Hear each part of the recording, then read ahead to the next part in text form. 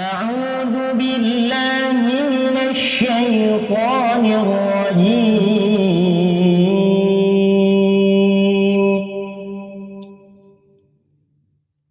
يا أيها الذين آمنوا هل أدلكم على تجارة تنجيكم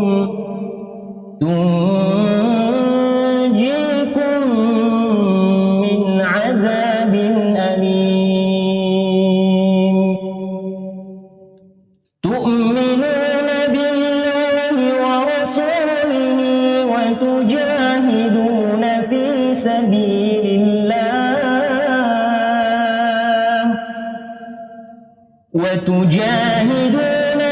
سبيل الله بأموالكم وأنفسكم،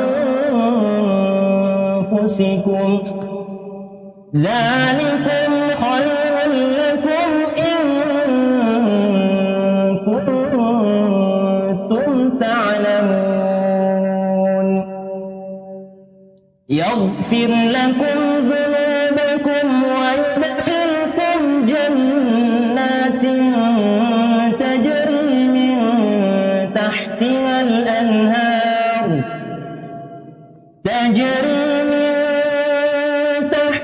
الأنهار ومساكن طيبة في جنات عدن، ذلك الفوز العظيم. وأخرى تحبونها نصر من الله وفتح قريب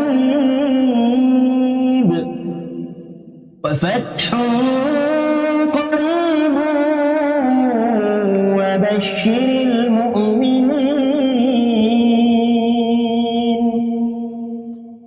يا أيها الذين آمنوا كونوا أنصار الله كما قال عيسى بن مريم للحواريين من أنصاري إلى الله؟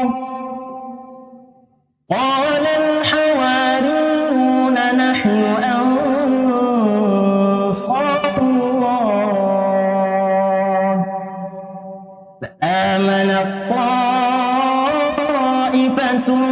من بني إسرائيل وكفرت طائفة فأيدنا الذين آمنوا على عدوهم فأصبحوا ظاهرين.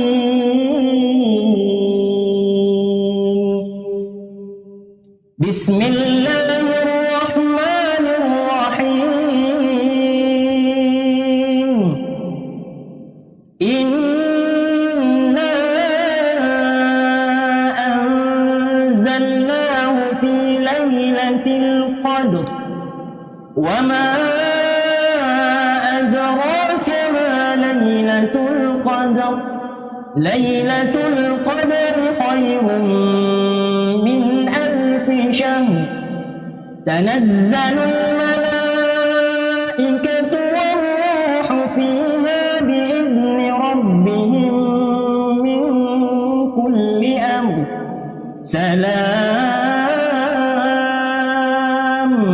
سلام هي حتى مطلع الفجر.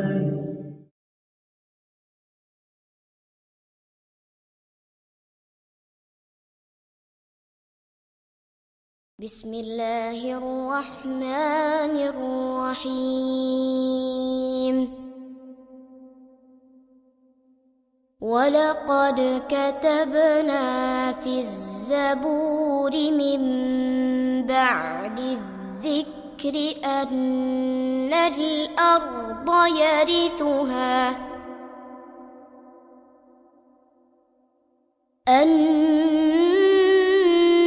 الأرض يرثها عبادي الصالحون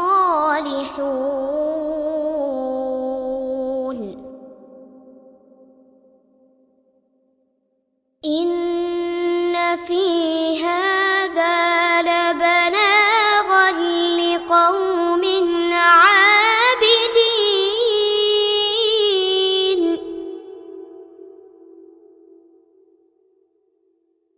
وما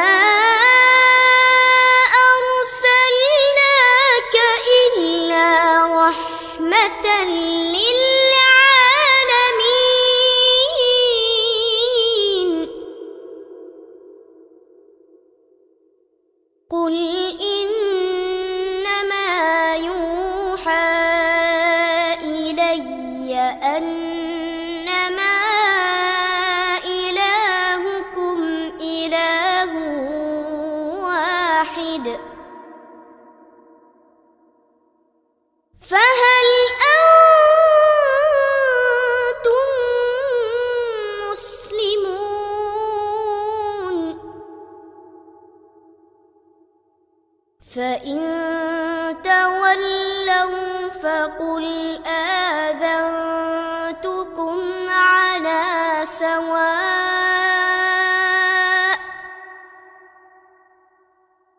وإن أدري أقريب أم بعيد ما توعدون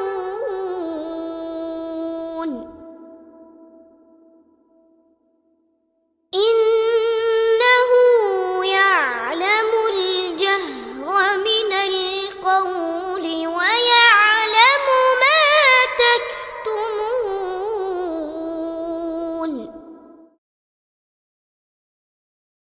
telah beliau praktekkan dengan apa yang telah kita lakukan. Ya, begitu banyak perbedaan dan hal yang banyak yang tidak sesuai atau yang kita sudah berusaha tetapi karena keadaan yang membuat kita belum bisa melakukan seperti apa yang diinginkan oleh Rasulullah Sallallahu Alaihi Wasallam. Kita berharap semoga Allah Azza wa Jal masih mengumpulkan kita di bawah zumrah pimpinan dan bendera Rasulullah SAW di akhirat kelak nanti. Jamaah sekalian dimuliakan oleh Allah Azza wa Jal, sebelumnya kita juga ya cukup lama ya, 2 pekan lebih, ya hampir setengah bulan kita berhentikan atau kita liburkan taklim kita. Ya, satu dan lain hal, pertama karena mendekati Idul Adha, yang kedua kemarin masih PPKM. Ya, sekarang masih PPKM juga ya. Ya, ala kulli hal, semoga tidak menjadi masalah. Kita lakukan sesuai apa yang bisa kita lakukan. Ikhwas sekalian dimuliakan oleh Allah Azza wa Jalla, pada pertemuan terakhir kita adalah pembahasan tentang sihir. Babu ma jaa fi sihir, dan hadis yang terakhir yang kita angkat hadis Abi Hurairah radhiyallahu taala anhu, Rasulullah sallallahu alaihi wasallam bersabda, qala ijtanibu as-sab'ah al-mubiqat. Jauhi, hindari dan jangan mendekat kepada 7 hal yang membinasakan. As-sab'ah al-mubiqat, yang membinasakan, baik yang membinasakan ini karena sampai pada tahap mengeluarkan kita dari Islam, ataupun tidak mengeluarkan dari Islam tetapi dia adalah merupakan dosa yang sangat besar, yang dengannya kita bisa mendapatkan adab yang sangat besar dari Allah Subhanahu wa taala. Yang pertama dan yang paling utama yang harus kita hindari dalam segala keadaan adalah asyirku billah. Ya, ketika sahabat bertanya, ya Rasulullah wa ma hunna, yang pertama adalah qala asyirku billah, yaitu melakukan kesyirikan kepada Allah Subhanahu wa taala. Inilah penghancur terbesar yang ada di dalam kehidupan kita. Maka segala bentuk dosa yang dilakukan adalah sesuatu hal yang merusak kita, tetapi tidak ada yang lebih merusak dibandingkan dengan syirik. Karena dosa-dosa yang lainnya, jika seseorang meninggal tanpa bertaubat sebelumnya, masih ada kemungkinan Allah mengampuninya. Innallaha la yaghfiru an yushraka bihi wa yaghfiru ma duna dzalik. Allah bisa saja mengampuni dosa selain syirik. Adapun dosa syirik, ya, kalau orang meninggal tanpa taubat sebelumnya, maka sudah dipastikan. Ya, bukan kita yang memastikan, tapi Allah yang menyebutkannya, tidak akan diampuni dosanya. Nah, ini betapa besarnya dosa dari kesyirikan. Maka hampir semua dosa-dosa besar yang disebutkan baik dalam Al-Quran ataupun dalam hadis, ketika menyebutkan urutan dosa, selalu yang pertama itu adalah syirik. Contoh misalnya dalam surah Al-Furqan, walladzina la yad'una ma'allahi ilahan akhar wa la yaqtuluna an-nafsa allati harramallahu illa bil haqqi wa la yaznun. Ada 3 dosa yang kata para ahli tafsir kita, 3 dosa inilah puncak dari semua dosa yang ada. Ya, semua dosa-dosa yang ada di muka bumi ini ujungnya itu ketiga ini. Yang pertama adalah syirik kepada Allah. Yang kedua adalah membunuh jiwa, dan yang ketiga adalah berzina. Ya, hampir semua dosa, bahkan mungkin tidak berlebihan kalau kita mengatakan semua dosa. Dosa yang ada itu ujungnya nanti puncaknya itu adalah salah satu dari 3 ini. Dosa apa saja? Mulai dari bertawassul kepada selain Allah, bersumpah dan bukan dengan nama Allah, dan yang lainnya. Ujungnya yang paling besarnya adalah syirik kepada Allah. Merampok, mengambil harta, mencuri, berjudi dan yang lainnya, ujungnya nanti adalah pembunuhan. Dan yang ketiga, ya, melihat aurat, membuka aurat, tidak menutup aurat, melihat aurat orang lain, menonton film yang tidak baik dan seterusnya, ujungnya nanti adalah perzinahan. Jadi hampir semua dosa, kata para ulama kita, ujungnya itu kembali kepada 3 hal ini. Makanya siapa yang mampu menahan dirinya tidak terjerumus pada 3 hal ini, dia adalah orang yang paling beruntung. Namun dari 3 dosa ini, dosa yang pertama syirik kepada Allah Subhanahu wa taala, inilah yang paling besar. Lalu kemudian membunuh jiwa, lalu kemudian melakukan zina. Baik, jadi hampir di semua ayat dan hadis ketika menyebutkan urutan-urutan dosa, itu selalu yang disebut yang pertama adalah syirik kepada Allah.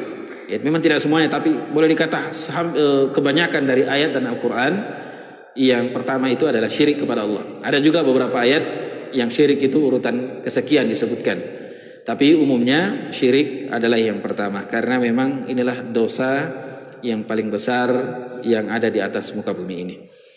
Yang kedua, was-sihru, yaitu sihir.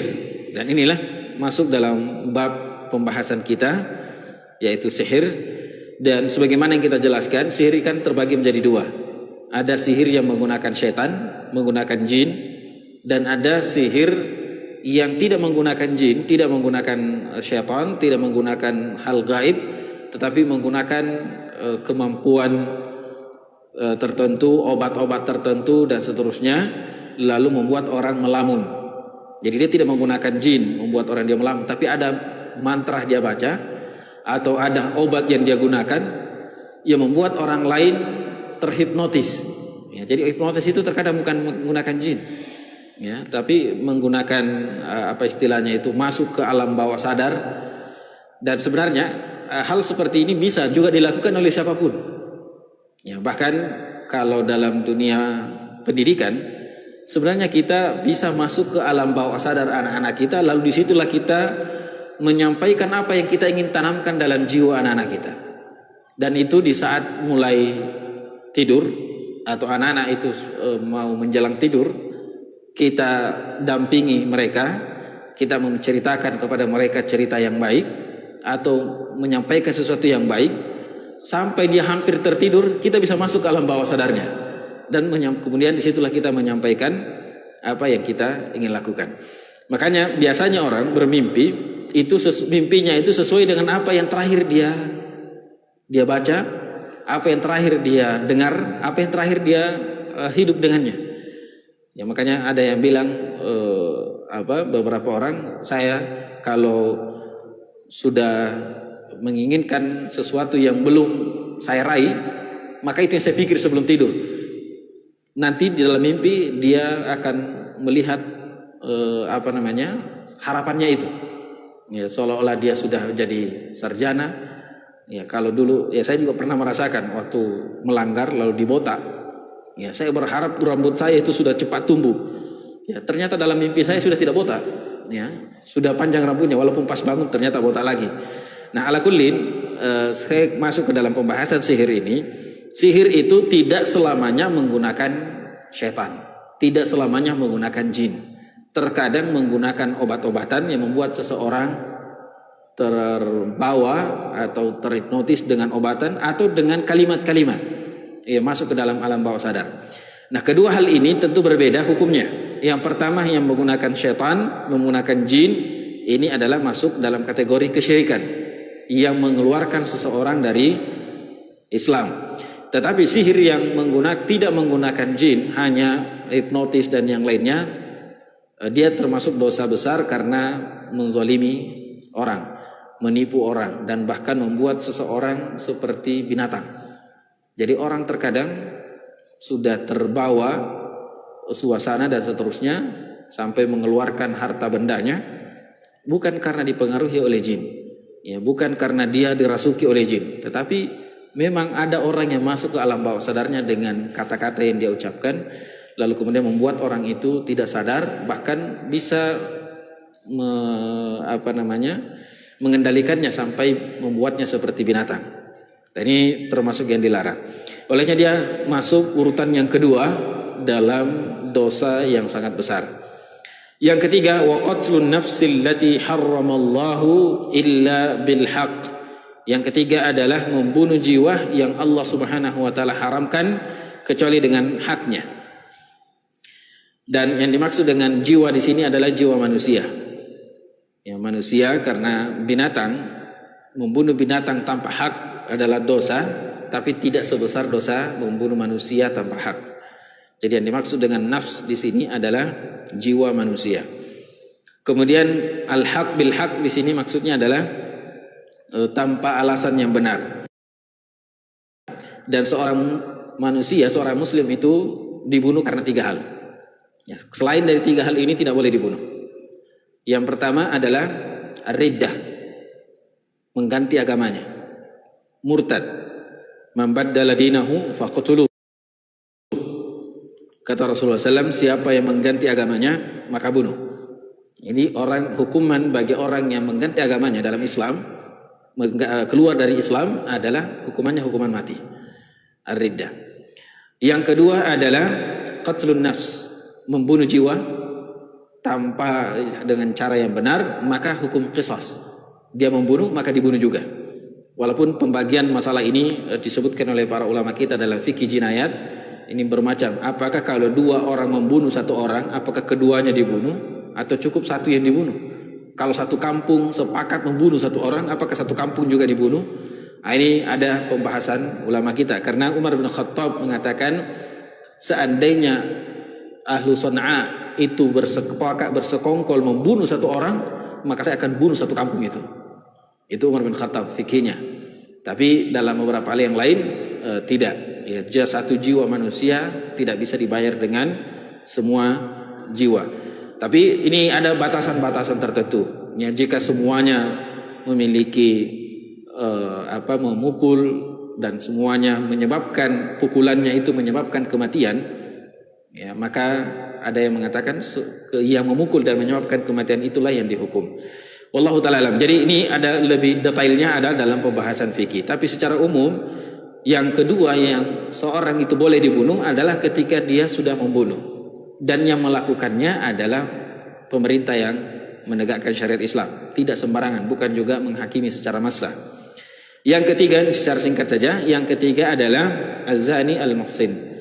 Ya, seorang yang berzina setelah menikah atau setelah pernah merasakan yang namanya pernikahan yang sah, lalu kemudian berzina, maka hukumannya adalah hukuman mati atau dirajam sampai mati.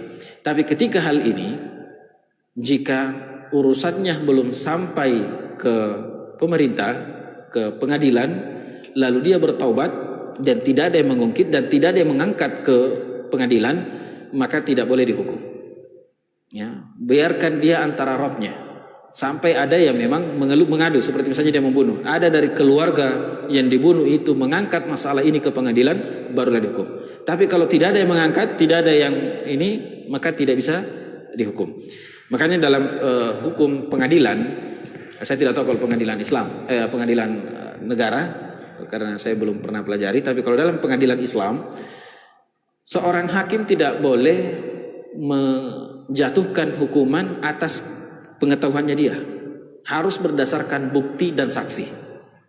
Ya, misalnya saya berjalan melihat pembunuhan dan saya seorang hakim, maka tidak boleh saya ketika orang ini dibawa ke pengadilan saya mengatakan Anda dihukum.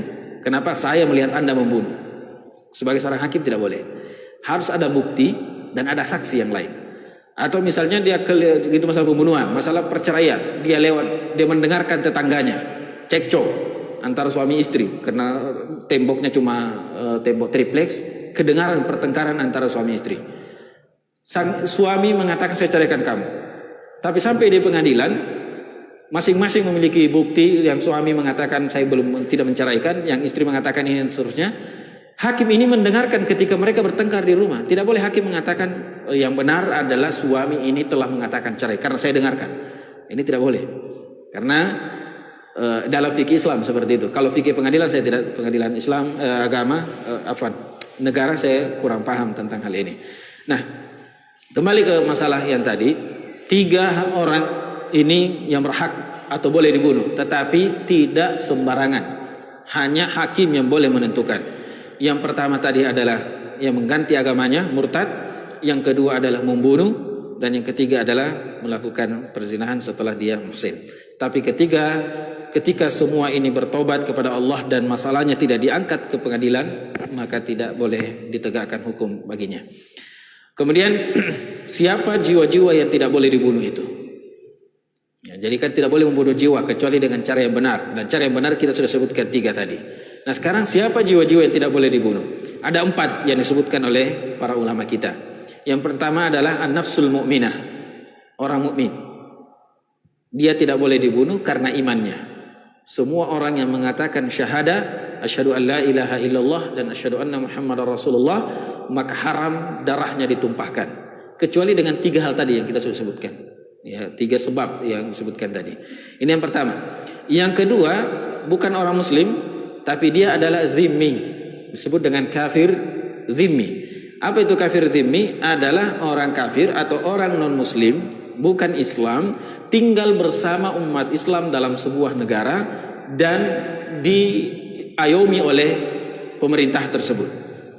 Ya, saya tidak tahu kalau istilah di negara kita. Kalau dalam istilah negara Islam disebut kafir zimmi adalah orang yang tinggal di bawah pimpinan umat Islam dan dia membayar jizyah, membayar upeti tahunan ataupun bulanan bagi yang mampu, karena tidak semuanya juga membayar. Yang tidak bayar tidak diwajibkan, tapi yang punya kemampuan, punya usaha dan yang lainnya harus bayar. Kalau umat Islam diwajibkan zakat. Di luar umat Islam, hidup di bawah naungan umat Islam, pemerintahan Islam, mereka tidak bayar zakat, tapi wajib bayar jizyah. Umat Islam wajib bayar zakat. Orang kafir tidak ada zakat baginya, tapi mereka bayar jizyah. Ini disebut dengan zimmi, orang yang hidup tinggal di bawah pemerintahan umat Islam dan membayar jizyah. Yang ketiga adalah al-mu'ahid. Al-mu'ahid itu adalah orang yang punya perjanjian, baik orang ataupun negara. Negara Islam dan negara kafir sama-sama punya permusuhan dan peperangan, tetapi mereka punya perjanjian untuk tidak berperang dulu selama 3 tahun. Ya, gencatan senjata sekian tahun, maka tidak boleh membunuh mereka. Kalau dia datang, dihormati sama seperti orang biasa. Disebut dengan orang yang mu'ahid, punya perjanjian perdamaian. Dan yang ketiga, yang keempat, adalah al-musta'min, orang yang minta keamanan. Ya, misalnya dia kafir harbi, orang kafir yang kita harus perangi, yang ada peperangan antara kita, tapi salah satu dari mereka misalnya minta keamanan dari salah seorang dari umat Islam karena dia mau mendatangi satu tempat atau mau tijarah, perdagangan dan seterusnya, dia minta keamanan. maka tidak boleh dibunuh. Nah, 4 jiwa inilah yang tidak boleh dibunuh, yaitu an-nafsul mu'min, orang yang beriman, kafir zimmi, kafir mu'ahid, dan kafir musta'min. Keempat jiwa ini adalah mereka yang tidak boleh dibunuh kecuali karena 3 hal yang kita sudah sebutkan tadi untuk umat Islam, yaitu kafir, murtad, kemudian mengganti agamanya, atau membunuh, lalu kemudian berzina setelah menikah. Yang keempat, jadi yang pertama syirik, kedua sihir, yang ketiga adalah membunuh jiwa, yang keempat adalah wa aklur riba, memakan riba. Ya, memakan riba ini juga termasuk dosa yang sangat besar, bahkan boleh dikata dosa yang Allah menantang untuk berperang kalau tidak mau tinggalkan. Fa illam taf'alu fa'dhanu biharbin minallah. Kalau kalian tidak mau tinggalkan yang namanya riba, kita perang saja. Ini Allah yang memandangkan perang. Dan riba terbagi menjadi 2, ada disebut dengan riba fadl dan ada disebut dengan riba nasi'ah. Riba fadl itu kalau barangnya sama, jenisnya sama, lalu ketika jual beli barter, yang satunya lebih banyak daripada yang lainnya, maka ini disebut dengan riba fadl. Beras raskin 5 kilo ditukar dengan beras kepala 1 kilo. Ya, baku tukar. Ini disebut dengan riba fadl. Ya, tidak boleh. Jadi yang tentu tidak semua barang ya, hanya pada asnaf ribawiyah. Adapun yang lainnya boleh-boleh saja. Ketika dia berbeda, misalnya 1 liter beras dengan 3 liter garam, ya boleh-boleh saja. Atau antara tomat dengan tomat, ya 1 kilo tomat buah ditukar dengan 2 kilo tomat sayur, ya karena ada 2 beda. Ini boleh karena dia tidak termasuk dari bahan ribawi. Ya, bahan ribawi itu ada 6 dalam hadis, lalu kemudian dikiaskan dengan bentuk yang sama, yaitu az-zahabu biz-zahab, emas dengan emas, ya itu harus sama, walaupun mungkin beda karat, tetapi harus sama, ya ketika mau tukaran. Al-fiddatu bil-fiddah, perak dengan perak, al-burru bil-burri, gandum dengan gandum, wat-tamru bit-tamri, kurma dengan kurma, wasya'iru bis-syairi, bahan gandum itu sudah jadi terigu. Gandum kalau biji kita kan ada istilahnya masih padi, setelah ditumbuk jadi lakbu, jadi apa? Jadi terigu. Nah di Arab, bahasa Arab itu ada namanya yang masih buahnya itu namanya bur. Kalau sudah menjadi tepungnya itu namanya syair. Nah ini tidak boleh juga. Jadi harus sama, 1 kilo 1 kilo. Al-milhu bil milhi, garam dengan garam. Mau garam halus dengan garam kasar sama-sama 1 kilo. Ya, jangan garam kasar sekian kilo, garam kasar lebih kalau mau tukaran, tidak boleh. Harus sama. Karena dia satu jenis. Tapi ketika dia beda, silakan sesuai dengan kesepakatan. 1 liter kurma dengan 3 liter garam boleh. Ya, yang penting yadan biyadin, yang penting takabut, ya langsung cash, ya tidak ditunda. Baik, ini riba fadl. Ada yang namanya riba nasi'ah. Riba nasi'ah, dan ini yang lebih banyak yang terjadi mungkin di perbankan, di ojek, pinjaman online dan yang lainnya. Dan saya juga tidak tahu dari mana mereka dapat nomor-nomor kita itu. Setiap hari ada yang masuk, ya. Dapat Anda butuh pinjaman, ya silakan ini. Anda pinjam 500 juta, bayar 570. Ya, sedikit katanya bunganya, ya dan seterusnya. Dan ini yang paling banyak terjadi, yaitu riba nasi'ah. Tambahan yang terjadi disebabkan karena waktu, ya karena ditunda waktunya. Inilah yang juga banyak yang terjadi di kalangan umat Islam saat ini, dan transaksi-transaksi yang kebanyakan di bank juga banyak melakukan hal ini. Baik, selanjutnya yang kelima, wa aklu malal yatimi, memakan harta anak yatim. Ya, baik itu memakannya atau memanfaatkan harta anak yatim kepada bukan dari miliknya, dari kepentingannya, maka masuk dalam kategori yang dilarang. Dan yatim yang dimaksud di sini adalah yang mati bapaknya sebelum balik. Kalau sudah balik baru meninggal bapaknya tidak lagi disebut dengan yatim. Kalau yang meninggal ibunya juga tidak disebut yatim dalam bahasa Islam. Ya, yang yatim itu adalah yang mati bapaknya. Beda kalau binatang. Kalau binatang disebut yatim adalah ketika induknya yang mati. Ya, karena mencari makan, yang mencari nafkah ibunya. Beda kalau manusia, secara umum yang mati yang mencari nafkah adalah sang ayah. Wattawalli yaumaz zahf. Yang keenam, dosa besar dan yang menghancurkan dan membinasakan. Yang keenam adalah lari ketika terjadi perang. Ya, mundur ketika terjadi atau kabur, ya bukan mundur. Kabur ketika terjadi peperangan. Kita tidak boleh mencari musuh, tapi ketika musuh sudah ada tidak boleh mundur. Ya, imma menang atau mati syahid. Yaitu seorang muslim seperti itu. Tidak boleh cari musuh, tapi ketika musuh ada tidak boleh mundur. Tidak boleh kabur. Ada keadaan disebutkan dalam surah Al-Anfal boleh kabur dengan dua catatan. Ya, yang pertama kabur karena ingin memberikan informasi kepada pasukan di belakang untuk bersiap siaga, atau karena ingin bergabung, ya menyatukan kekuatan atau mengganti strategi. Ya, bukan kabur untuk lari dari kematian, tapi hanya untuk merubah strategi dan seterusnya. Nah, ini dibolehkan. Tapi kabur lari karena sudah terdesak dan seterusnya daripada mati, ya misalnya, maka mending kabur. Ini bukan sifat seorang muslim.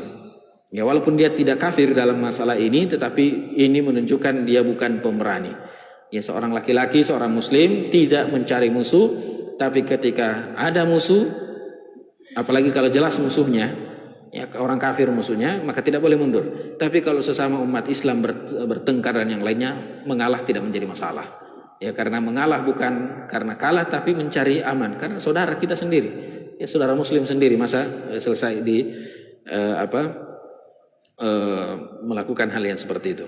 Baik, ini yang keenam, yang terakhir yang disebutkan dalam hadis ini, wa qadhful muhsanatil ghafilatil mu'minat, yaitu menuduh seorang wanita yang baik-baik, seorang mukmin, wanita mukminah yang baik-baik, yang selalu menjaga auratnya, lalu dituduh berzina.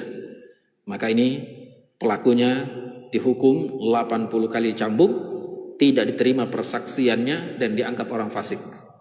Ya, orang yang menuduh seseorang berzina, ya, terutama wanita mukminah yang menjaga auratnya, menjaga kesuciannya, lalu kemudian dituduh, maka kalau dia tidak punya bukti, tidak punya saksi, ya, dalam masalah perzinahan itu bukan bukti yang biasa dipersidangkan, diangkat di pengadilan, tapi saksi. Ya, bukti tidak bisa menghukum seseorang itu berzina atau tidak, harus saksi atau pengakuan. Jadi dalam beberapa kasus memang terkadang bukti yang diangkat, oh ini bukti pembunuhan, ini dan seterusnya. Tapi dalam perzinahan ini tidak cukup dengan 2 saksi, harus 4 saksi, dan bukan sekedar bukti. Kalau ada bukti, bukan itu menjadi urutan pertama atau bukan menjadi acuan utama untuk menentukan hukum. Dia hanya qarinah, ya, alat pembanding yang pada akhirnya nanti imma saksi atau pengakuan. Jadi misalnya CCTV, kamera yang ada itu tidak bisa dijadikan alat untuk mengatakan seseorang bersalah. Tapi alat itu bisa dijadikan seseorang itu mengaku. Ya, Anda ini CCTV telah terjadi begini jam sekian. Anda berada di mana waktu itu? Anda berada di sini, tempat yang sama. Berarti Anda ini pelakunya. Kalau dia mengatakan iya, berarti dia dihukum karena pengakuannya, bukan karena bukti. Ya, jadi masalah perzinahan dan masalah hal yang seperti ini itu tidak bisa seseorang dihukum hanya sekedar rekaman, baik rekaman suara dilihat dari jarak jauh dan seterusnya, harus saksi melihat secara langsung dan saksinya harus 4. Ya, dan 4 saksi ini harus sama persaksiannya, tidak boleh beda. Yang sampai dia mengatakan saya lihat di lantai 2, yang satu mengatakan di lantai 3, berarti sudah tidak bisa diputuskan hukuman karena persaksian yang salah atau yang beda. Walaupun apa yang mereka saksikan itu benar. Ya. Orang misalnya seseorang melihat wanita atau siapapun melakukan perzinahan, tapi cuma sendiri melihatnya. Dia lihat secara terang-terangan, dia lihat. Lalu kemudian masalah ini diangkat ke pengadilan. Maka karena dia tidak mendatangkan 4 saksi, maka yang menuduh tadi itu dicambuk 80 kali, dianggap orang fasik dan tidak lagi diterima persaksiannya. Padahal dia benar.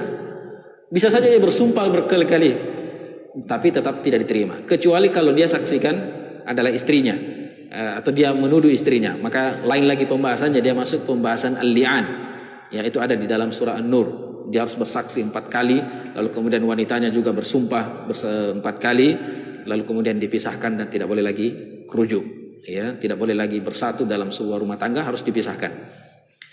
Taib, wa qadful muhsanatil ghafilati al-mu'minat. Karena di sini ada ghafilatil mu'minat, yaitu orang wanita mukminah yang selalu menjaga dirinya dari tidak membuka auratnya. Maka sebagian ulama mengatakan ketika menuduh wanita yang tidak menutup aurat, yang biasa keluar dengan pakaian you can see, ada yang mengatakan tidak dihukum. Karena ayatnya yang mengatakan yang dia tuduh adalah wanita yang menjaga auratnya, mukminah dan seterusnya. Walaupun seperti itu disebutkan oleh sebagian ulama, tidak pantas seorang muslim mengatakan atau melontarkan kalimat tuduhan yang keji kepada saudarinya kecuali ada bukti dan ada saksi. Taib. Hadis selanjutnya an Jundub marfu'an, haddus sahiri darbatun bis-saif. Hukuman bagi pelaku sihir. Apa hukumannya jika seseorang kedapatan melakukan sihir?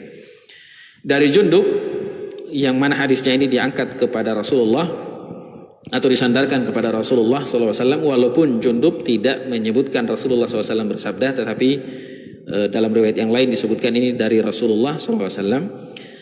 Marfu'an, haddus sahiri darbatun bis-sayfi. Rawahu Tirmidzi wa qala as-sahihu annahu mauquf. Hadis ini diriwayatkan oleh Imam Tirmidzi dan Imam Tirmidzi mengatakan hadis ini tidak sampai ke Rasulullah. Hadis ini hanyalah sampai pada sahabat saja.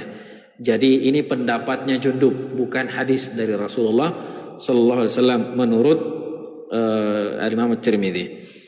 Apa makna dari hadis ini? Haddus sahiri, hukuman bagi pelaku sihir adalah dipukul dengan pedang. Artinya dipenggal kepalanya. Ya, hukuman bagi pelaku sihir adalah darbatun bis-saif. Apatah lagi jika korban yang disihir itu memang sampai mati.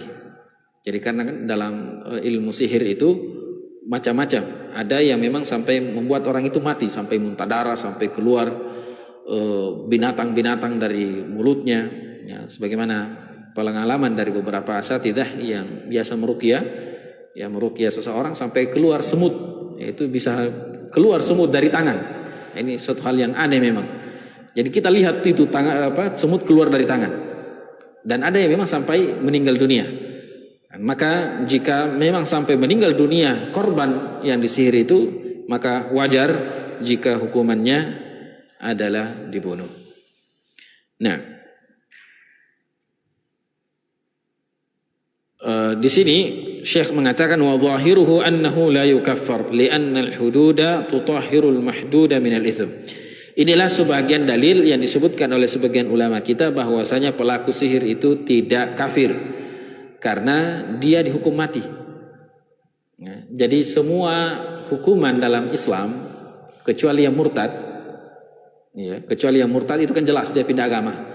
Hukuman dalam Islam yang sampai kepada kematian itu menandakan berarti dosa yang dia lakukan itu tidak mengeluarkannya dari Islam.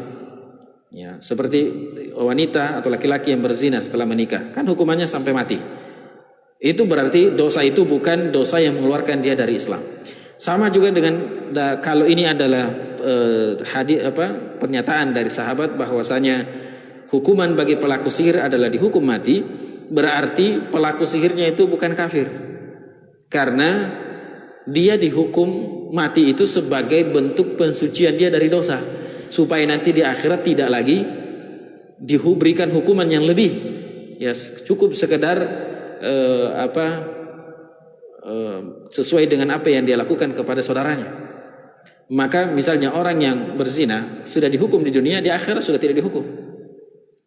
Makanya Ma'iz, ya, dan juga Imra'atul Ghamidiyah yang datang kepada Rasulullah SAW setelah melakukan hal itu, apa yang dia katakan? Ya Rasulullah, tahhirni.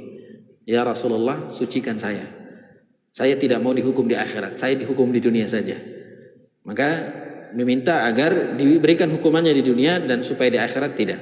Dan memang seperti itu. Semua dosa yang dilakukan di dunia ini dan belum disucikan, itu dua kemungkinan. Kalau Allah mengampuni, fabiha wa ni'mah. Kalau tidak, berarti dia harus dihukum.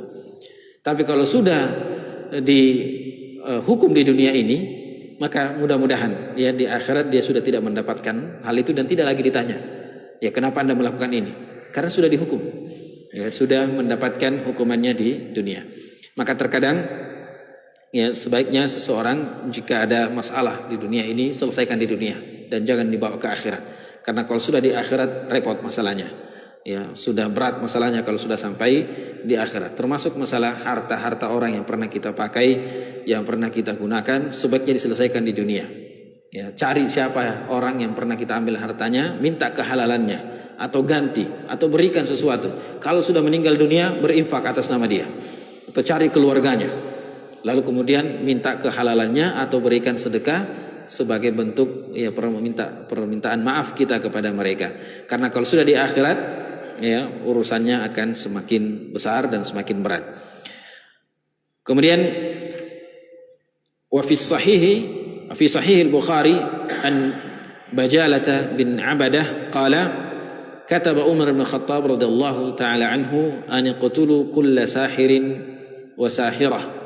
Qala faqatalna thalatha sawahir.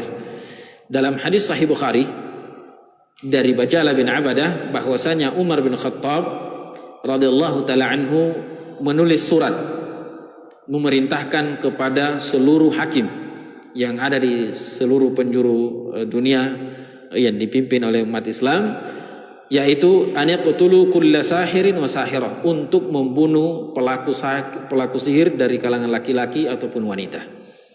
Lalu kemudian Bajalah bin Abadah mengatakan setelah surat itu sampai kepada kami membunuh 3 penyihir. Ya, 3 penyihir yang dibunuh di masa Umar bin Khattab radhiyallahu taala anhu. Dan juga dari Hafsah, wa asahha an Hafsah radhiyallahu taala anha. Hafsah putri dari Umar bin Khattab dan istri Rasulullah SAW, annaha amarat biqatli jariyatin laha saharatha faqutilat. Jadi Hafsah punya budak perempuan, ternyata pernah menyihirnya. Lalu beliau Hafsah memerintahkan untuk membunuh wanita tersebut. Jadi di masa dahulu ya memang hukuman bagi pelaku sihir adalah hukuman mati. Wa kadzalika sahha an Jundub qala Ahmad an salasati min ashabin Nabi alaihi salatu wassalam. Dan begitu juga hadis yang sahih dari Jundub bahwasanya Imam Ahmad pernah mengatakan qala Ahmad an salasati min ashabin Nabi alaihi salatu wassalam. Imam Ahmad mengatakan ada 3 hadis dari sahabat yang menjelaskan tentang dibunuhnya pelaku sihir baik laki-laki ataupun wanita, yaitu hadis Umar bin Khattab, Hafsah radhiyallahu taala anha dan Jundub. Jadi ketiga sahabat ini semuanya meriwayatkan bahwasanya pelaku sihir itu hukumannya adalah hukuman mati. Sudah masuk waktu? 4 menit lagi. Baik. Jadi ini hadis yang terakhir disebutkan dalam bab sihir. Selanjutnya adalah kesimpulan dari bab ini. Yang pertama, fihi masail tafsiru ayatul Baqarah, penjelasan tentang ayat Al-Baqarah yang kita sudah sebutkan di awal pembahasan bab ini, yaitu sebahagian orang ada yang menjual atau membeli sesuatu yang tidak bermanfaat bagi dunianya, bahkan mendapatkan mudarat bagi akhiratnya, yaitu sihir. Mempelajari sihir, bahkan mengeluarkan biaya untuk melakukan sihir. Padahal dia tahu, walaqad alimu laman ishtarahu ma lahu fil akhirati min khalaq. Padahal dia tahu apa yang dia lakukan ini tidak ada baiknya di kehidupan akhirat, tapi tetap mereka lakukan. Jadi terkadang penyihir yang dimaksud dalam sihir ini bukan cuma yang melakukan sihir, tapi yang minta untuk disihirkan. Ya, minta untuk disihirkan. Ya, dan banyak kasus yang kita dapati seseorang tersihir dan pelakunya tidak ada hubungannya sama sekali dengan yang tersihir. Tapi ternyata dia melakukan itu karena diperintah. Ada orang lain yang iri atau cemburu dan yang lainnya, sehingga dan dia membayar dengan biaya yang cukup besar. Dan bukan cuma masalah menyihir orang, melakukan suatu mudarat kepada seorang tertentu, bahkan untuk mendatangkan manfaat bagi dirinya, yaitu membuat orang lain terpengaruh di bawah bayang-bayangnya sehingga dia memilihnya. Dan ini biasanya lebih banyak kalau pemilu. Ya, ini saya juga tidak tahu kenapa sampai jadi ada masa-masa tertentu itu dukun dan tukang sihir laku. Ya, terutama ketika mendekati pemilu. Padahal semuanya sama-sama tahu, tidak pelaku sihirnya, tidak yang disuruh, tidak yang lainnya, semuanya tidak mengetahui bahwasanya tidak ada manfaatnya di akhirat. Seandainya tukang sihir itu adalah yang paling bisa mendatangkan manfaat, seharusnya mereka adalah orang yang paling kaya. Ya, saya juga biasa heran bertanya-tanya, yang katanya bisa menggandakan uang lalu kemudian minta dan seterusnya, kenapa tidak jadi orang yang paling kaya kalau memang dia bisa menggandakan uang, mengetahui yang gaib dan seterusnya. Ujung-ujungnya rata-rata para pelaku sihir adalah orang miskin. Ya, itu tandanya berarti memang untuk dirinya sendiri saja tidak bisa, kenapa untuk orang lain dia mau mengaku bisa melakukan. Baik, selanjutnya ma'rifatus sab'i al-mubiqat al-makhsusat bin nahi. Kita mengetahui ada 7 dosa yang menghancurkan, yang telah kita sebutkan tadi, yang semuanya dilarang dalam agama kita. Kita sebutkan secara singkat. Yang pertama adalah syirik, yang kedua adalah sihir, yang ketiga adalah membunuh jiwa, yang keempat adalah riba, yang kelima adalah memakan harta anak yatim, yang keenam tadi? Yang ketujuh itu yang keenam tawalli yaumaz zahaf, mundur atau kabur dari peperangan. Yang ketujuh adalah menuduh seorang wanita yang baik-baik, menuduh melakukan hal yang buruk. Yang terakhir, bahwasanya sebagian pelaku sihir itu tidak dikafirkan karena dia dihukum mati, dan hukuman mati adalah pensucian baginya. Walaupun sebagian juga dikafirkan oleh ulama kita ketika dia menggunakan menggunakan jin dalam pelaksanaan sihirnya. Wallahu ta'ala a'lam bishawab. InsyaAllah pekan depan masih ada kaitannya dengan sihir, yaitu bayan syai' min anwa'is sihir, macam-macam sihir, insyaallah ta'ala. Subhanakallah bihamdik, asyhadu an la ilaha illa anta, astaghfiruka wa atubu ilaik. Wa akhiru da'wana alhamdulillahi rabbil alamin. Wassalamualaikum warahmatullahi wabarakatuh.